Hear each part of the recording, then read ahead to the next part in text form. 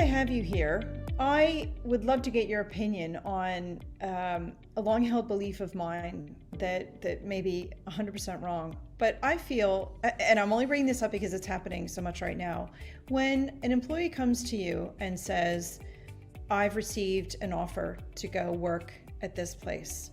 What kind of counteroffer can I get? I believe that never, ever ends well, and that you may get another 6 months out or another year, but it's not a quality 6 months or a year out of that person if they decide to stay.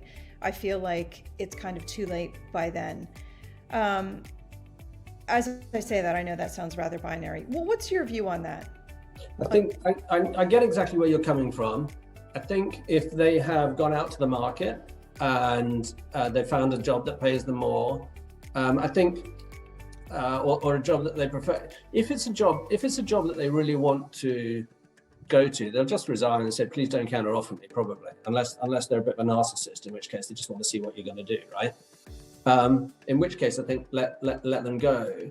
I think if they've been headhunted and somebody has offered them more than their market worth, then you need to understand.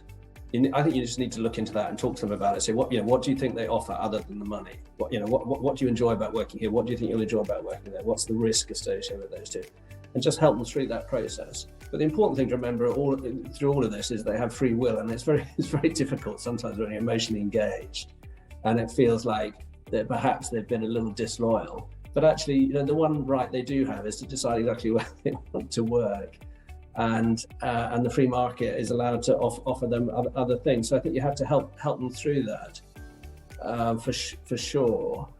And if they've offered them a better salary and it's actually a fair salary, then I think you've really got to look long and hard at yourself. Mm-hmm. So in my view, if somebody feels they need to ask for a salary rise, that's a failure of management, because you haven't kept it at the level it should be according to their development. And clearly that's a dynamic thing that changes over time with the market, changes over time with their capability and their contribution. So you have a real responsibility to keep it at that level. If you haven't, then I think you deserve what's coming to you, because you've left a gap in the market. And it's really sad often, because it's like they would have stayed there if you just paid them what they were worth, probably, assuming they were well cared for and the culture was good. And they've been forced to look elsewhere because you've you say, well, why didn't you ask me? Well, it's not my responsibility. That's not my style. One of my children, I call them children, they're not, they're in their late 20s, has recently found themselves in that situation. It's like, I don't want to ask for that. There's a power dynamic.